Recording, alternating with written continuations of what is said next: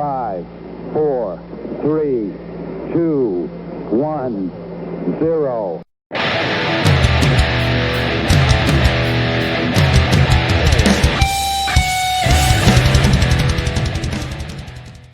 To your Media Mosh podcast. I'm your host, Shane Beauregard, coming at you with all your news, reviews, and previews on what to watch on your streaming services and your television.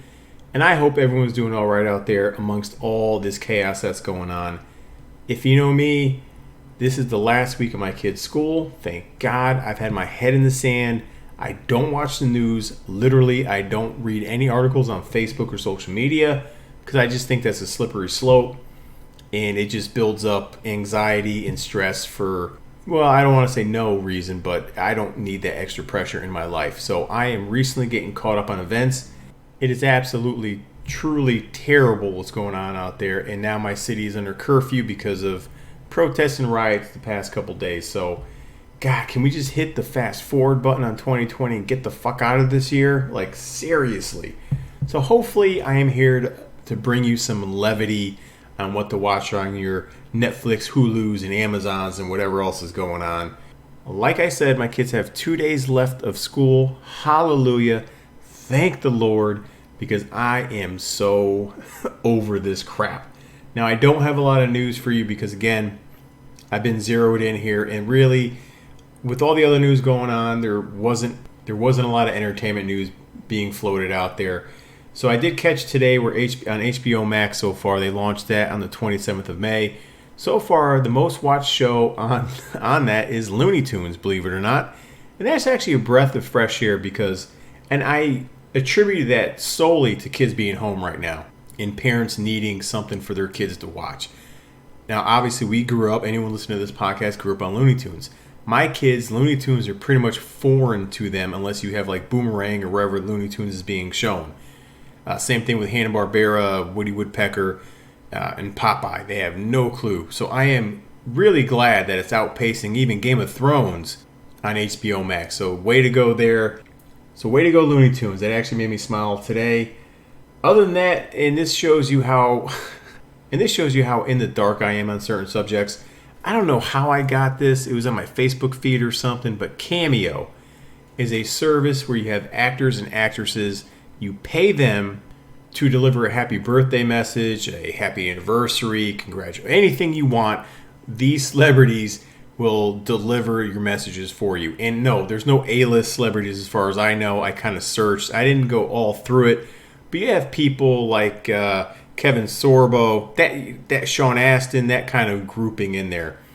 And they range from, honestly, like $60 to $300 from what I found. And Gary Busey is one of the people on this, and this actually made me laugh so damn hard. And but Gary Busey, just take a listen to this, folks. Hey, this is Gary Busey. Congratulations to my friend at 1631 Digital. Happy birthday! You're going on 3 years of business. That means you got 3 more coming up, and 3 more, than 3 more. Your business is going to be forever because that's the way you planned it, and that's the power you have to do it. Happy birthday. Congratulations to Joe and his team of pirates. Yes. How many of you have wooden legs? Keep up the good work. The reason there's noise here is that I'm on a balcony in the streets of New York City. See? I'm not kidding. Congratulations, you guys, and thanks for allowing me to do this message for you because I love you.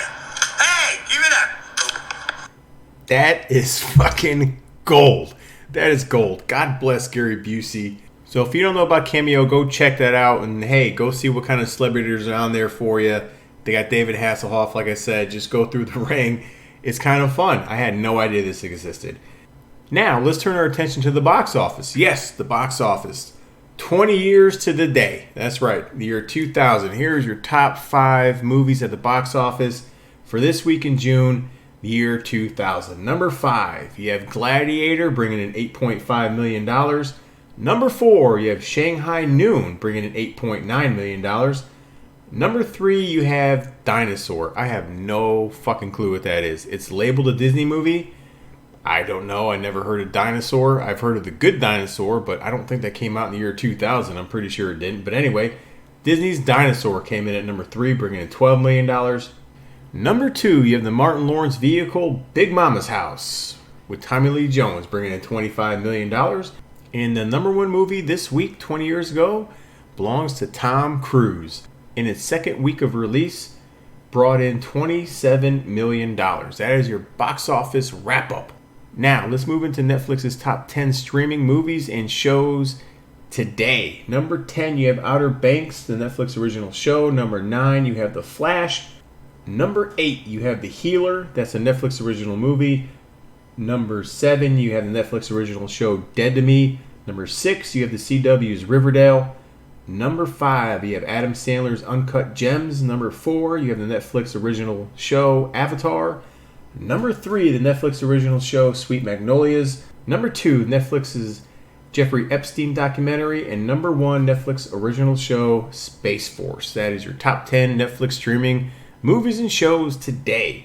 Now, there's not much being released this week. You have on Netflix, like I said, Uncut Gems is out right now, so you haven't seen that. That was one of the better movies I saw last year, but it's not for everybody, I'll admit. So it's a very high-stress movie. It may give you anxiety or heartburn, depending on the person. And then you have 13 Reasons Why Season 4. Apparently, you don't need 13 reasons. You needed 49 reasons. I dropped out of the show after Season 1. I found it fucking utterly ridiculous. I couldn't stand the goddamn show. I don't know how it lasted 4 seasons. They need to rename the damn show. 49 Reasons Why. That's it for Netflix this week. On Hulu, you have the biographical movie Shirley, starring Elizabeth Moss, who I've really taken a shine to lately. And she plays an author. That's all I can tell you. That's all I jotted down. So that's on Hulu right now. Slim pickings this weekend, folks. If I had to sum it up, slim pickings. Now on June 12th, you have the new Spike Lee movie Da Blood, or Da Bloods, I'm sorry, I don't know which one it is. It's coming out June the 12th. There's more to come in July on Netflix, but it's just a dead weekend as far as I'm concerned. So just go catch up on some older stuff. Now let's get into what I watched this week. I was able to wrap up 2 Netflix shows, and let's start with the first one. I just want things to go back to before everything happened. Is this some kind of game that you're playing? There's a lot of shit you don't know. Grief does some weird shit to people. No one can ever know what happened.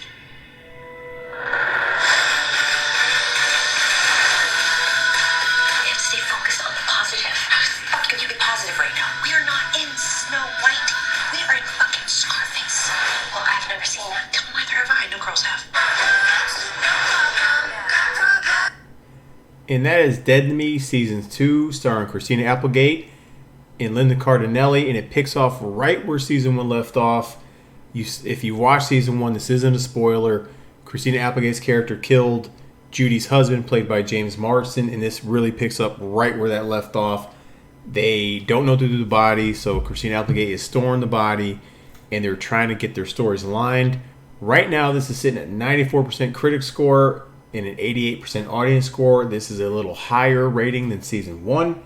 This was just as good as Season 1 for me. I love the chemistry between the 2 leads, but I'm telling you, as the series wore on, I got tired, a little bit tired in the middle of Christina Applegate's character, because she's really not a good person. Now, she did kind of turn that around towards the end, but for a large chunk of the season, I was just waiting for her to get the axe, because she really is just a bitch. There's no other way to put it.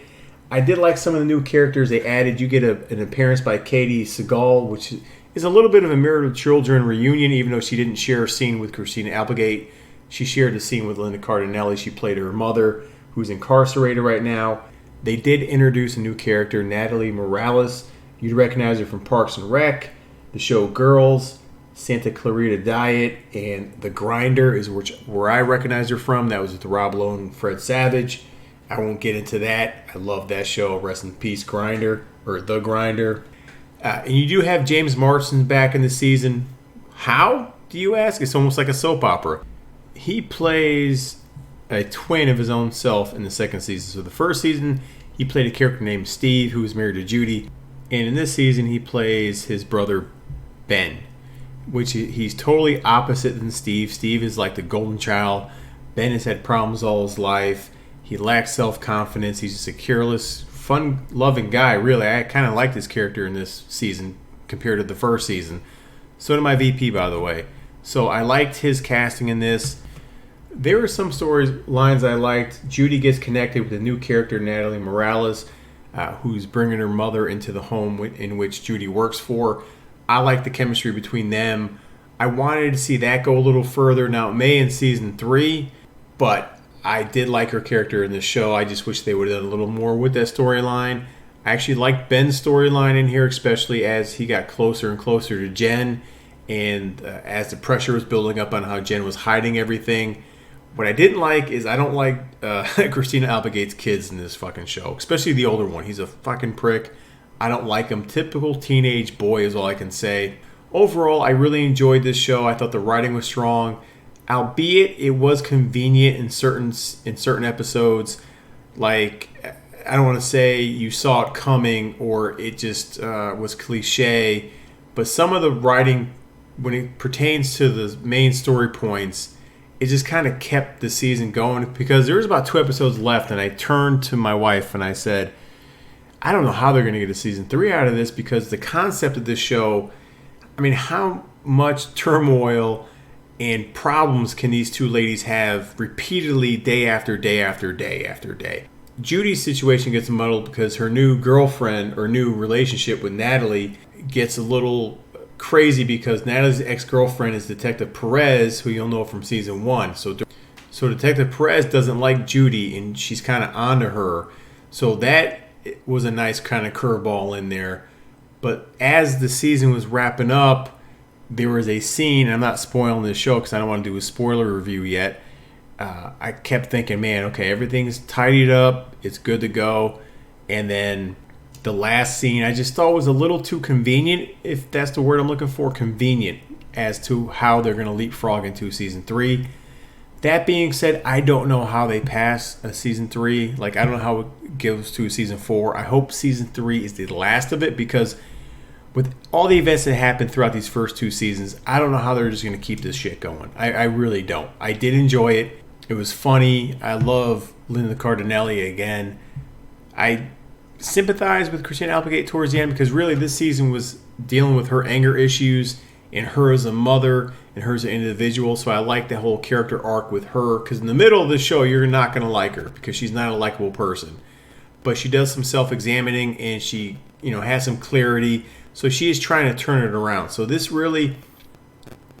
season really is focused on her and her anger issues and coming to grip with losing her husband in the first season, and focusing on being a good mother and just not being so angry all the time. So I did like that story arc. So I really enjoyed this season of Dead to Me a little bit more than I did the first season. I like the new characters they added. I like the new role James Marsden's playing. So yeah, I agree with the critics. I give Dead to Me season 2 a 4.5 out of 5 for me. If you haven't seen it, go ahead and watch this one right now. That leads me into the last show I ended up watching, and honestly, this was a little bit harder to get through, but I managed to get through it, folks. Baby monkey. Jesus, he misses his children. No, in nature, chimps eat baby monkeys whenever they can get their hands on them. Google it. Probably just sick of his regular chimp food. Oh my word. This is absolutely disgusting. Look. Yeah, they eat human babies too. Look that up. Stop. It's a wild animal. Oh my God. He has a different morality, and NASA was riddled with ex-Nazis. Or we'd cast stones. All right. Tell Marcus we will get him baby monkey. But first, he has to do something for us. Something for his country.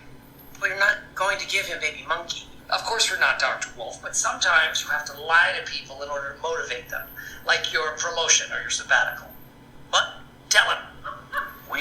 That is a scene from the new Netflix original show Space Force, which reunites the creative team of Steve Carell and Greg Daniels, who previously worked on The Office. Now, if you're expecting The Office on this one, this is not The Office. Right now, currently, this is sitting at 40% critic score with a 77% audience score. This show also stars John Malkovich, Noah Emmerich, Lisa Kudrow, Jimmy Yang, and Diane Silver. It has some other cameos. You have a Sweet D from It's Always Sunny. She's in one episode of this series. I really wanted to like the series. This series, the backbone and structure of this show, it has a good show in here. Steve Carell plays a character named General Nard, who was in the Air Force, renowned fighter pilot, and he's handpicked to lead Space Force, and his mission is to colonize the moon. And he's racing against other countries like India and China to do this. This becomes more and more prevalent as the show goes on, especially with China. That's his main competitor. He's joined by John Malkovich's character named Adrian Mallory, who's his head scientist, and they work hand in hand together. Now, the problem with this show is the laughs are few and far between, to be honest with you. That scene I played for you at the beginning of the show, it went on for another minute, and that was probably the funniest clip of this entire show. And I know it's hard to balance like a military type of show because it has to be serious at times. And if you want to make it satirical or a satire on the Air Force, it didn't find that balance for me. Now, it's not a terrible show because it is watchable. Is it bingeable? No, it's not bingeable to me. I did it because I just wanted to seclude myself in my bedroom away from my kids on a Saturday and Sunday. So I got through it. It's 10 episodes, about 30 minutes per episode. It's a decent show. It's not terrible, but I wanted more laughs like The Office. And I hope they get that sorted out for season 2. There are some characters that I just did not like, and it's a great cast. The cast is an A in this show. But the problem is, I don't know what Lisa Kudrow, who plays his wife, who ends up going to prison in the first episode. So they move from Washington, D.C. to Colorado. This base that he runs is in a no-name town in Colorado. But I don't know why Lisa Kudrow is even in this show. I didn't like that storyline at all. If they omitted that whole storyline, the show would have been just fine. If he just played like a single dad. The worst part was his daughter, played by Diane Silver, and I've never seen her in anything. It's just, I'm not blaming her as an actress. I'm just blaming her with the material she was given. They try to build up some drama between him not being around for his family and being more attentive to his soldiers and his mission at Air Force, which is a real struggle with real military people. I get that. But they didn't develop it enough for me. I didn't care about it. And I found her really annoying. I found her very selfish, not understanding. So I liked Stephen Carell in this show. I think he went out of his way to differentiate himself from the Michael Scott character he played in The Office. He does play a straight, narrow, down-the-line military man. And he doesn't play a doofus. People think he is, but he's actually really smart. And I liked his character. Noah Emmerich, who I really like as a character actor, I fucking hated him in this show. And it's because of the writing. You just don't like him. They take really good actors and fucking waste them in this show. The best part of this show is John Malkovich, hands down. He is so goddamn funny in this show. His sense of humor is very dry, very sarcastic. The best scenes are with him and Steve Carell, and I enjoyed every scene them two shared together. I enjoyed every scene John Malkovich was in. This season does leave you with a cliffhanger, so I'm assuming they've already been greenlit for season 2. It's 10 episodes, like I said. It just was too uneven for me. It didn't find that balance like MASH, and I hate to compare it to MASH, but because MASH was a military show that was more or less a comedy, they didn't follow the footprint that MASH set down. They didn't find that balancing act for me because I liked some of the one-liners and there was some good dialogue in here, but to me it just was too uneven, but still watchable. Like I said, I don't mean to repeat myself, but it was very watchable. So I don't agree with the critics. It's not 40%. I just think there's some things they can flesh out. There's some storylines. There's some characters they can further develop in season 2. They have a good structure here. They have a good launching point for season 2. I just hope Greg Daniels and Steve Carell can sit down and just work it out completely where they want to know where to go with this series, where they want to make it a little more serious, more heartfelt, or they just want to go more the comical route. I agree with the audience on this one. I would give Space Force a 2.75 out of 5. I would not binge this show. This is not a bingeable show, in my opinion. But if you need something to watch on a certain night, you can't find anything to watch, go ahead and watch Space Force. I'm actually looking for a season 2 because I want to see how they improve upon everything they could have from season 1. So there you go, folks. That's all I have for you. I don't know what's going to happen this weekend or the rest of the week for that matter, but I will be with you next week. And then in 2 weeks, or I should say a week and a half, I will be on with the Pano Comics and at Argue Myself. And we will be going over the movie Eastern Promises with Viggo Mortensen and Naomi Watts. So look out for that. I am so looking forward to that, folks. You have no idea. So until then, go check me out on the Facebook Media Mosh. Go check me out at the Twitterverse at Shane Media Mosh. More importantly, folks, go to the Apple Podcast Store, download me, share me with your friends. Take a second out of your day and leave me a 5-star review. I know you want to. And then circle back and go check out Mr. Argue Myself, happy birthday, on the Twitterverse, the Instagrams, and the Facebooks, 3 different platforms for 3 different types of content. Till then, folks, have a great week. Get caught up. Get caught up in the mosh.